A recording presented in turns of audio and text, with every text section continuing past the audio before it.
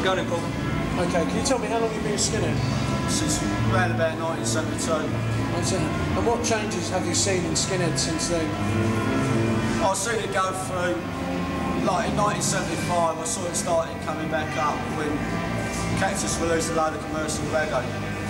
Up till then, like, when the skinhead culture died down, I saw maybe 2-3 skinheads a year. 1975 I saw 15 skinheads a year in like the 1 year. Then after that it built up, I saw Sham 69 come up through. Skinheads were into like punk, mainly Sham 69, Cox Spare Up, 999. Used to get a firm follow the ruts, bands like that. But also he was into reggae because you just go down the old punk clubs. And that's the first thing I noticed. I sort of went down the Roxy and had to see what it's like, you know, I heard all about it, about the place. So I went down there and he was playing reggae. You know, that was good because before that we was going to like, you know, the local town hall disco and that. And using a load of shit and maybe 1 or 2 Bob Marley tracks would be thrown in. And you'd have to spend like 3 hours in the evening listening to all shit, so you would have 15 minutes dancing. But after that, skinheads went into, well, it got bigger with Sam because the first wave of punks, I turned punk for a few weeks, like, gave it a go. I still had a crop like it, sort of cross between a skinhead and a punk. And then some geezer said to me, oh yeah, to be a punk you've got to have these trousers from King's Road. I thought, nah, that wasn't what it was all about. I mean, those trousers was talking a good week's wages.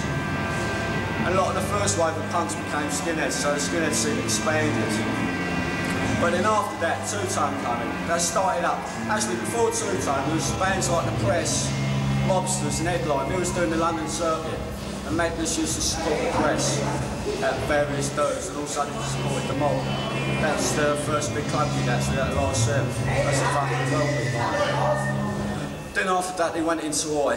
Now Oi was good when it started, but then it got swallowed up with politics. A lot of that I blame on the media, because they was quite happy to tie in skinheads in one image. Yeah. They didn't want to know that like skinheads ain't political, skinheads ain't racist people, like, you know? Yeah. Then it went into politics, because there was some red witch and all that going on then. So it was like politics was sort of like a fad thing. And we had one side, you had the other side.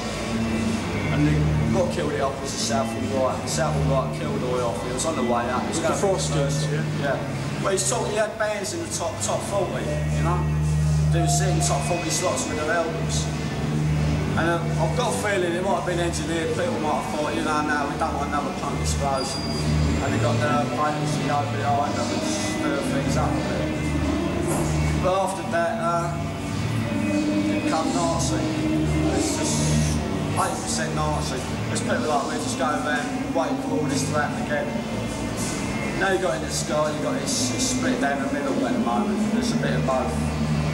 But one's got their own will. It's 2 different wills. One's over there, another one's over there. Do you think it's bonehead and skinhead now? Bonehead and skinhead. What do you mean bonehead? Right, well bonehead, the more punk right-wing skinheads are normally shaved to the bone. Yeah. I'll give it that, but then again, I'll clock back a few years and a lot of people are shaved to the bone, and it's before politics, you know? Yeah. I think that's just a fashion, like you see the skinhead haircuts nowadays, they're a bit close to the knuckle, with fringes and that. In the old days, yeah, the skinhead haircut had more in common with like the David Bowie feather cut, because that came out of the skinhead haircut from then. And in '77, a lot of skinhead birds, you wouldn't count for skinhead birds nowadays if you put one against another skinhead bird. They look like boot girls with feather cuts, yeah. But they're skinhead birds. How would you start filming? Yeah.